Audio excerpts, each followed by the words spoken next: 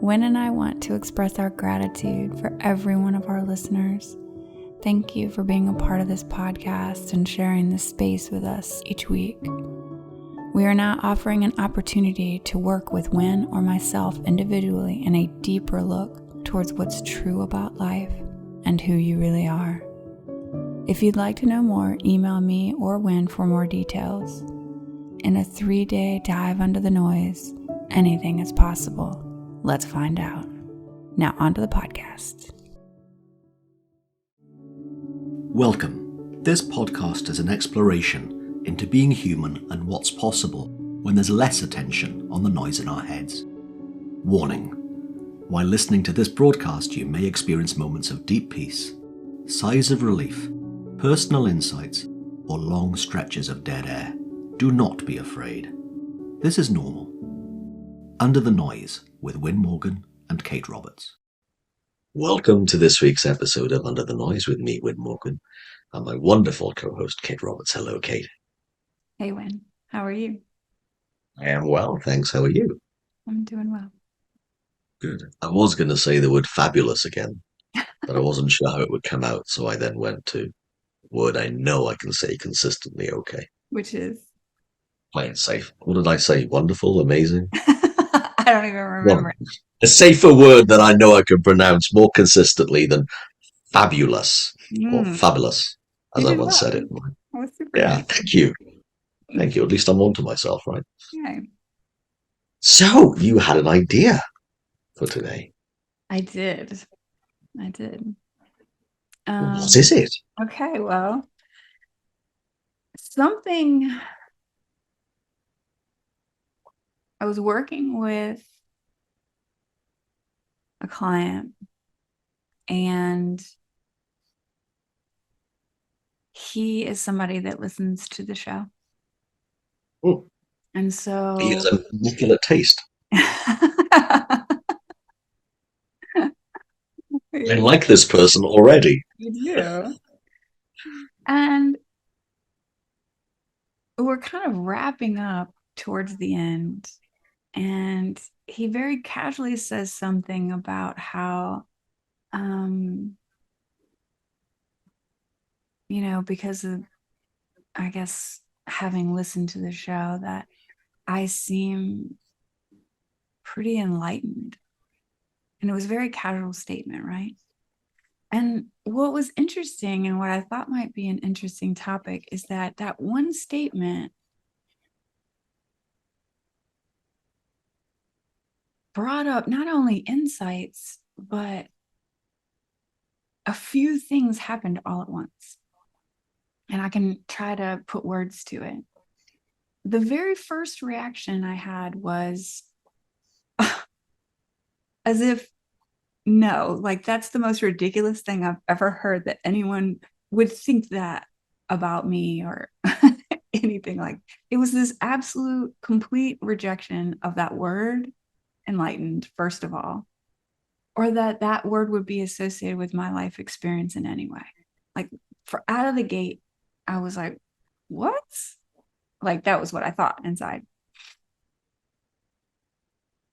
And then I had this experience where I flashed to a quote that I'd heard, that the word enlightenment is meant for anyone who has ever had a moment where they did not believe their thinking. And for that moment, they're enlightened. And I was like, okay, that's happened to me before, maybe, and then I kind of go there, right? And then I realize how little I seem to value the insights that I've seen in my life, that I'm able to be on a podcast and share with other people, or in a session and share with people. Like, how little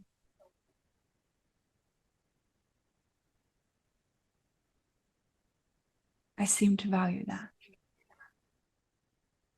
I would not see what somebody else sees and what I've seen. That's a lot of seeing, by the way. And then I was like, wow, I wonder how often I've thought somebody else was enlightened and I'm not, or has access to a wisdom that I don't have access to. And they must be enlightened. And I'm just here, right? I'm just over here on the other side of enlightenment. How willing I am to accept other people's insights as valuable and not my own.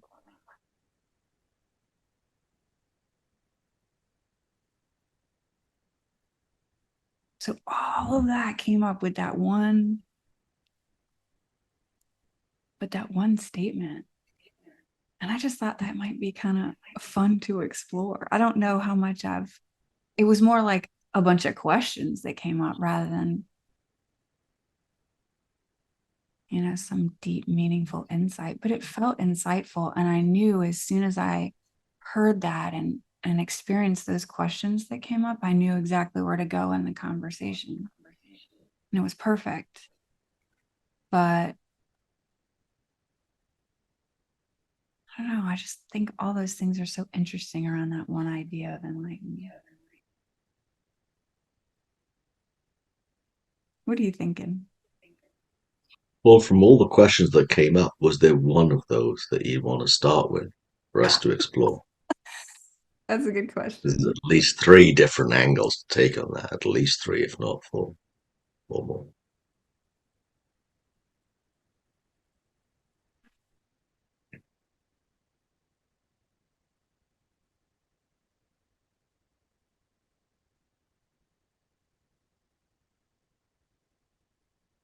Yeah, there is a lot.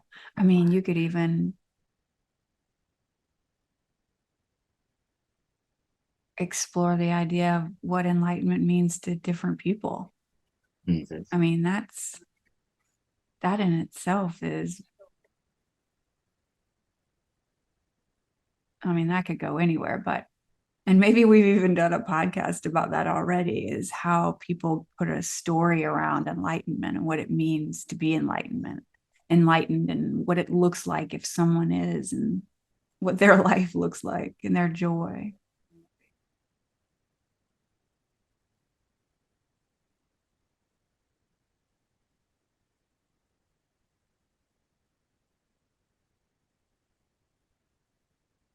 But I think there's something about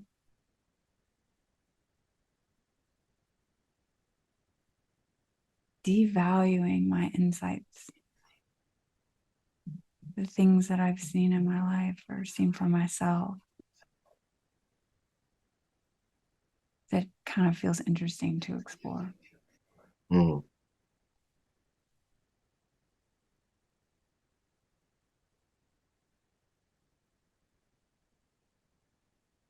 I don't know why that would be the case.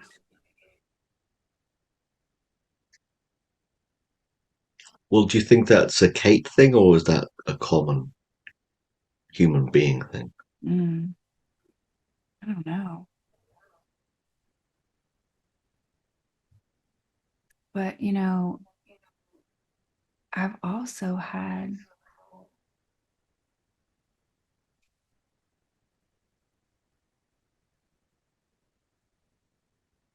I've also had these moments when I find myself in these moments of like deep gratitude for what I have seen, as little or as much as I have seen, and understanding, like, I know their value in that feeling of gratitude. I sense their value in that gratitude. And these moments, I'm almost just crying with how deeply felt that gratitude is.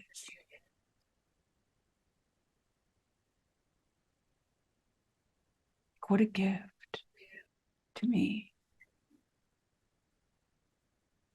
So I don't know if I devalue it all the time, but it is something really awesome to be aware of, is when I notice that I am.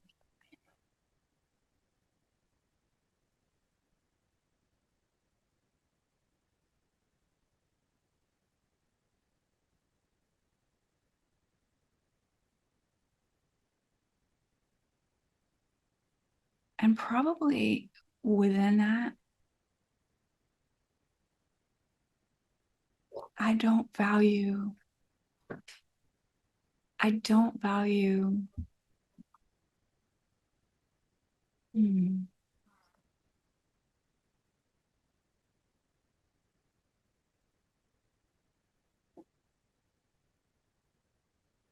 I don't value what it could mean if someone else heard it.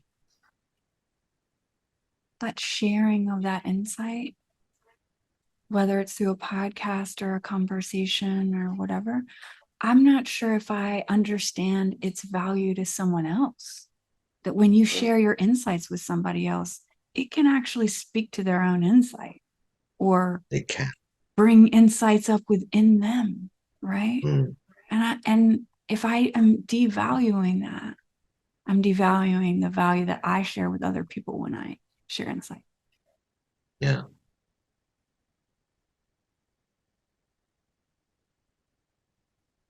And I'm not giving myself a hard time. It's just interesting to notice that Yeah. how quickly I am to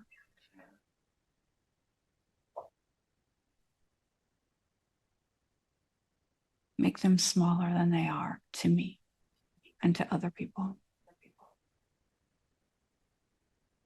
So I don't know if you heard anything in that, but Well, one thing that's really clear is that you know that devaluing them is not a good idea in any respect. There isn't any plus, not for the client, not for you, in devaluing them or not giving them the credence and the respect that they deserve.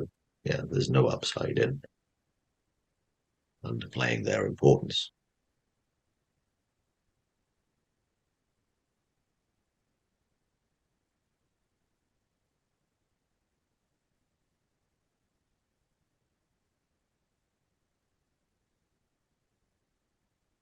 kind of makes me wonder if it's all wrapped up in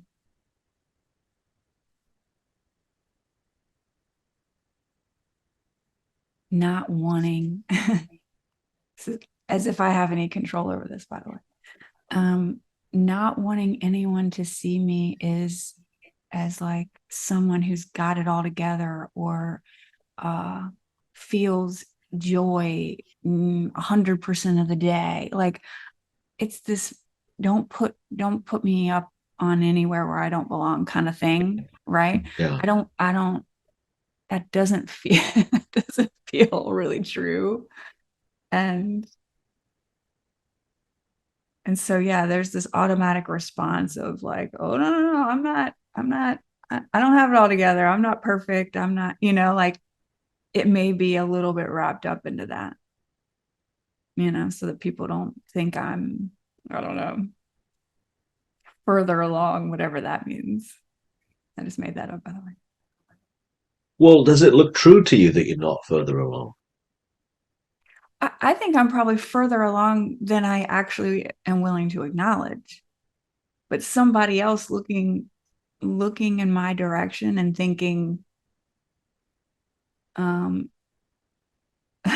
don't know. I don't know.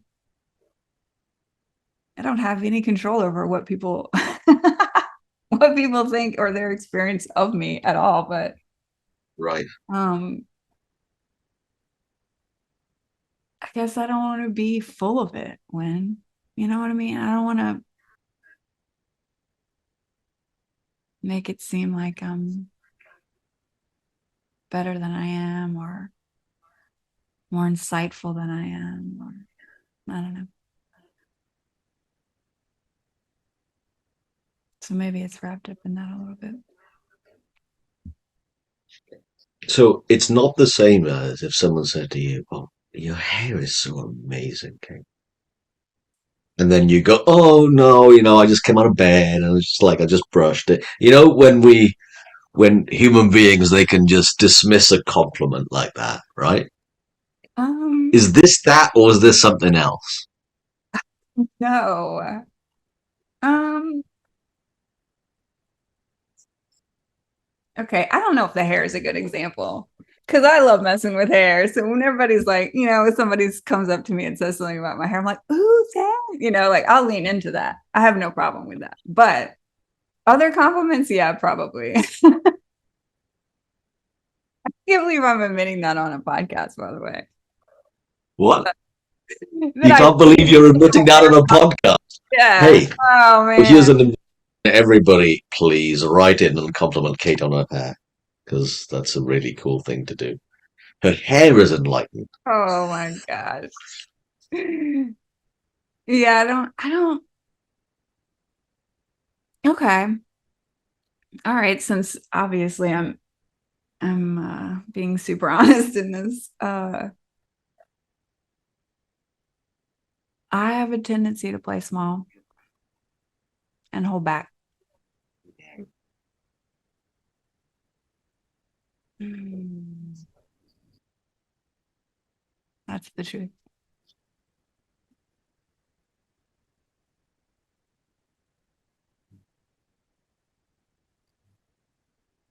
How does it feel saying that? um,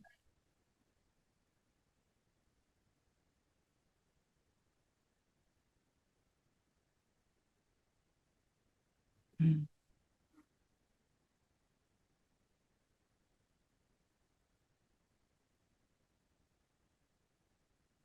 a little sticky, but good.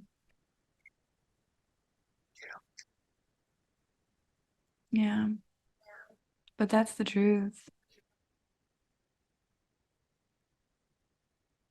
And I don't know if, someone thinking that I'm more insightful or something like that, if that plays into that need to play small at times. But,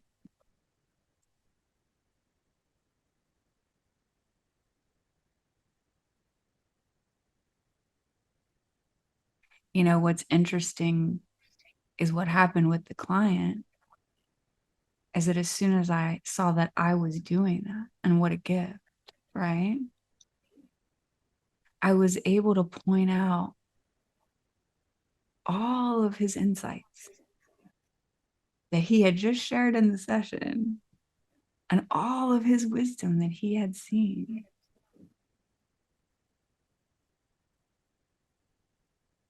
Because I saw that in him, is that willingness to downplay our insights, right? And not spend a little time in them and value them and sit with them for a bit before we, move on, right? And so I was able to take it in that direction because I had seen that for me.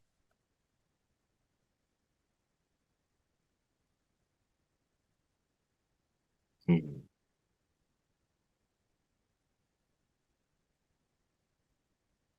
Because I instantly knew the value of that insight.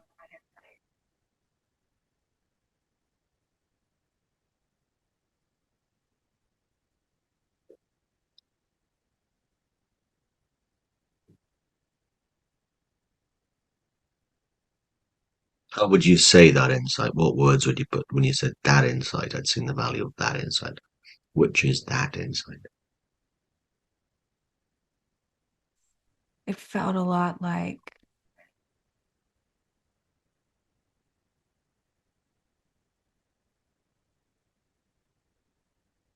oh, he thinks my insights are more valuable than his. Oh, me too. I do that. And Yeah. that's how I knew where to go. Yeah. Right. It was a lot like, oh, I do that. Yeah. I do that. And so it was, I don't even know how to put good words to it, but understanding that I devalue my insight is the insight that I used to value as insight. Yeah. Now that makes absolute sense. I thought that's what you meant, but I wasn't sure. Well, I didn't want to jump that's to an probably assumption with that. true. But yeah, me too. I think that is very common. You do. That's not just you and this person. Yeah, I think that's very common. I find it very easy to see other people's brilliance, wisdom, insights. Mm. Far easier to see it in them than my own. And I don't think that that's such a strange thing anymore. I just think that that's just common.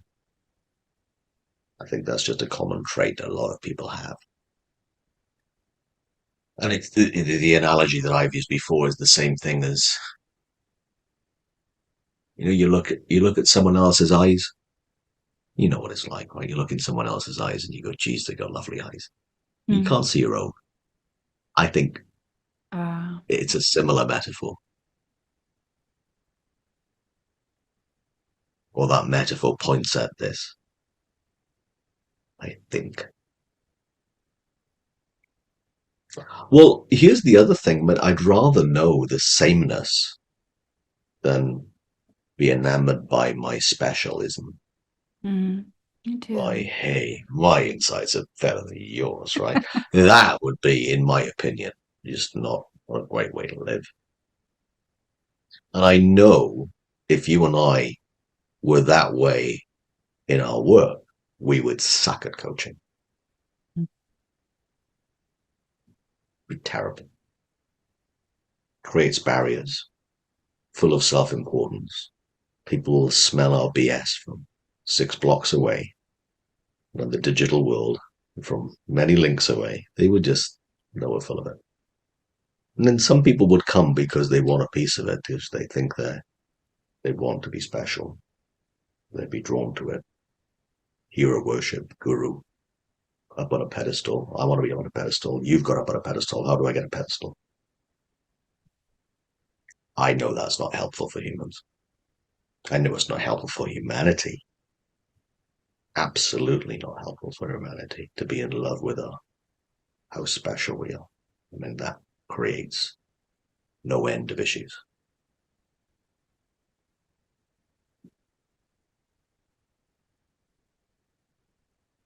So I think it's out of the two options, not saying that there are only two options. I think seeing the sameness is really important. Level playing field between, in your instance, between you and your client in this instance. I think that really matters. That two human beings looking at life together as opposed to one's got their stuff together and one hasn't. Just humans having a human experience. Yeah, we might have a little bit more understanding about a few things, but it doesn't mean we don't go through it. It doesn't mean that we're immune to having emotions that we don't enjoy as much as some others. There's sometimes we don't have low moods. There's sometimes we're in the moments that we're not enlightened, going back to that definition that you said. Enlightened is the moment in which that we see through the illusion of thought, or something like that you said. Um, it's the moment when you have a thought and don't believe it. Right, have a thought and don't believe it. Yeah. Well, a lot of the time, I don't know, I won't speak for you, but most of the time, I have a thought and I believe it. And I'm suspicious at the same time, right? There's another kind of element to it. There's perspective on it a little bit. That perspective is what matters, in my opinion.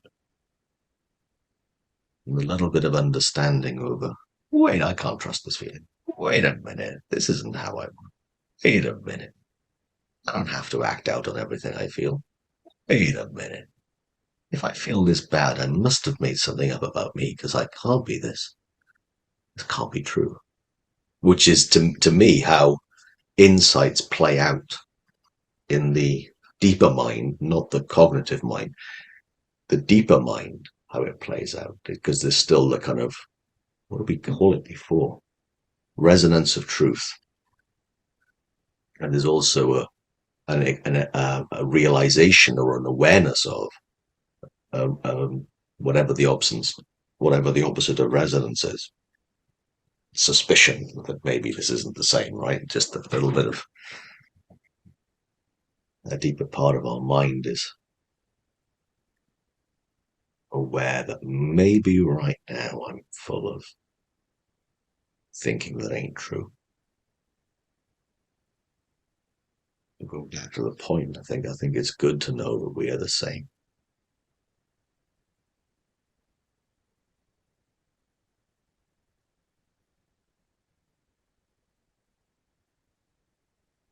Without diminishing what makes us different, right? Without diminishing the fact that your eyes aren't the same color as mine,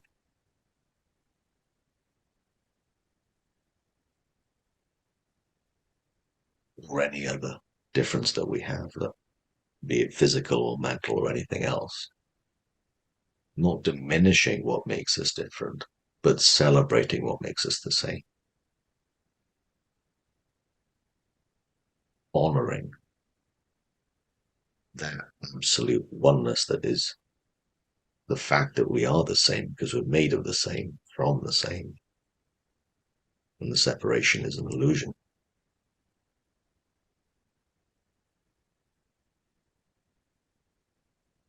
That's at the edge of what I can say. Possibly a little bit beyond it right there. Because while I know it's true, most of the time I don't feel it. Most of the time it just looks like a very plausible idea.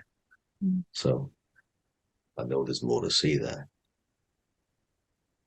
But going back to what you've been sharing, at some point it crossed my mind, this is like having you as a guest on your own podcast, Kate. It's always like an interview. Cool, though. Cool.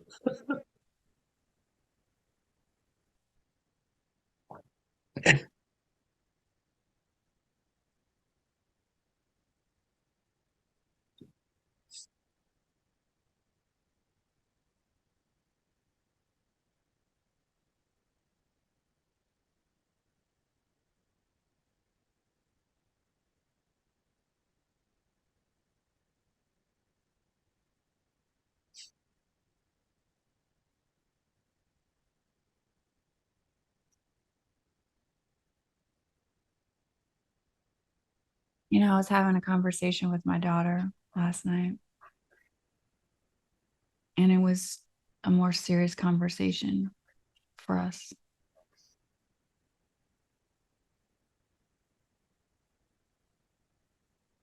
And one of the things that we talked about was that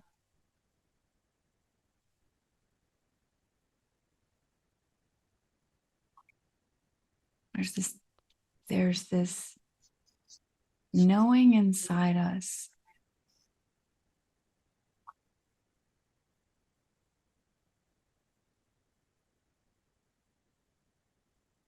that lets us know then, like, when we're coming to an edge of something.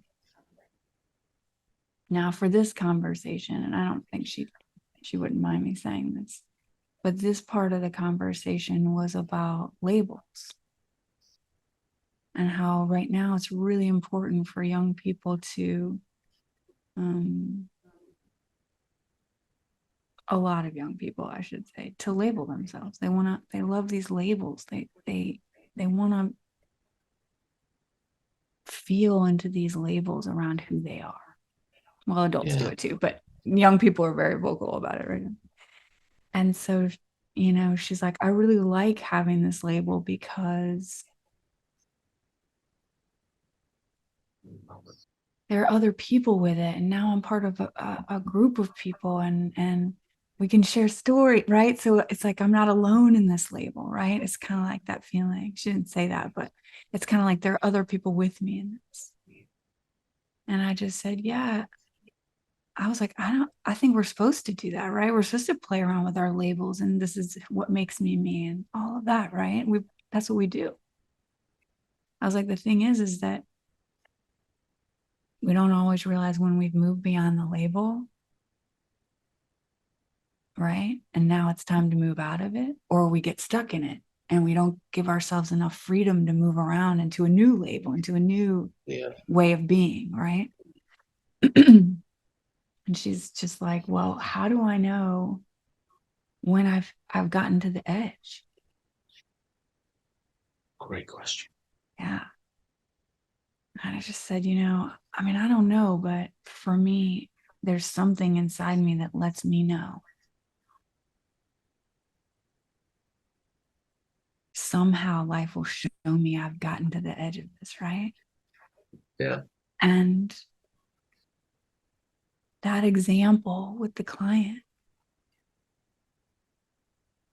it's like I had both things show up in that conversation. Hey, yeah, it doesn't really feel good to allow somebody to basically think I have more wisdom than they do, right? I hit that edge, right? And that's okay. I see that. But it also doesn't feel good to me to devalue what I've seen. True. And so there's this part of us, this deeper part of us, and life will show us that it will take us to this edge. And it's like, here's this edge, here's that edge. And there's this knowing of how it feels inside. Like that doesn't feel good. No, it doesn't feel good to devalue it either.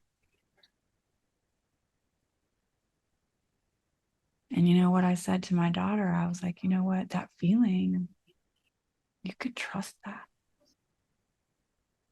You can trust it. Yeah. I was like, it's quiet. It's quieter than all the noise in your head, right? All the chatter.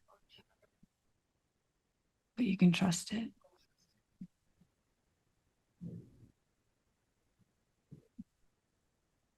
So the feeling of when a label becomes sticky. So when it becomes a sticky label. Yeah.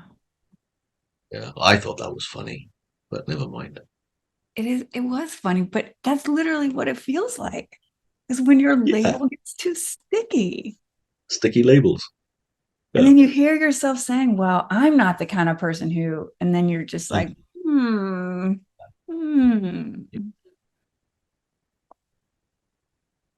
It's very easy to make that a permanent label, right?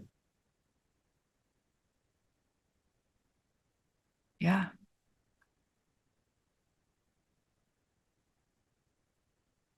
Especially when, labels sometimes can feel really good and part of a group and a team, and Right. like it feels good to be a part of something, right? And then you just Because don't we're realize you got stuck there. feeling of connection is Yeah. what labels can do for us. Yeah. And then, but it's that feeling, not the label, that matters.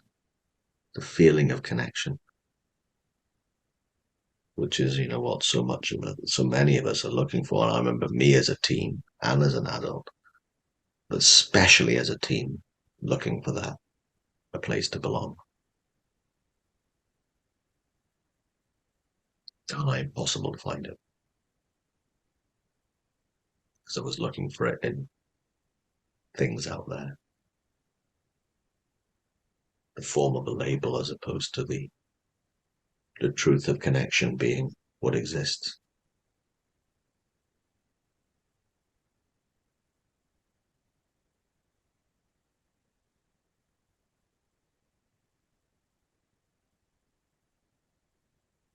Part of growing up, right? I think as a part of growing up. Yeah. Well, if we're all the same, and we are, then this conversation,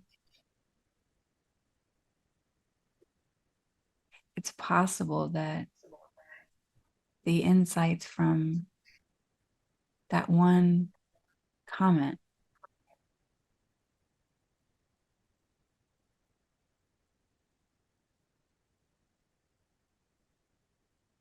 it's possible that that's life bringing me to another edge. maybe the edge where up to it, I was playing small. And maybe now that's my new edge, is maybe I don't need to do that anymore.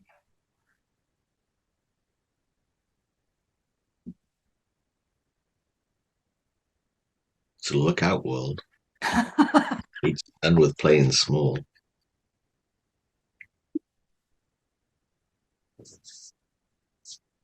I don't know, and see what life has for me. Well, this has been, as always, a lovely conversation. Thanks, I'd Wayne. love to know what people who have been listening, what they think. Me too. Me too. Well, thank you, Wim.